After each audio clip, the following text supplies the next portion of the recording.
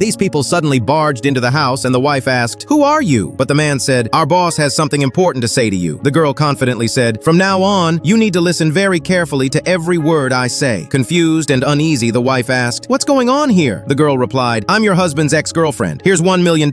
You can have the money, but you have to leave your husband." Those words hit the wife like a thunderbolt, leaving her completely speechless. Seeing her silence, the girl smirked and continued, "Let me tell you the truth. If your husband and I hadn't been forced apart because I went overseas to study, do you really think he would have married you, you country bumpkin?" Just then, the husband walked into the house, but he quietly listened to their conversation. The girl continued arrogantly, "I'm advising you to leave as soon as possible." The wife softly replied, "Okay, but before I go, there are a few things you need to know. Make sure his white shirts and black suits are ironed ahead of time. For breakfast, all he needs is an egg and a glass of milk." The girl let out a mocking laugh and said, "Those are the kinds of things a nanny does. So that's what you've been all along. Honestly, if I marry him someday, you can stay and continue being our nanny." Having heard enough, the husband said firmly, "Yes, you have to leave immediately." The girl's face instantly lit up with excitement. "Babe, I knew you still had feelings for me." The man looked at her coldly and replied, "What I meant was that you're the one who needs to leave." The girl's smile vanished. "You actually chose her instead of me? I'm your first love." The man said, "How dare you even say that? You really picked the perfect time to come back. If I were still that poor guy eating instant noodles every day,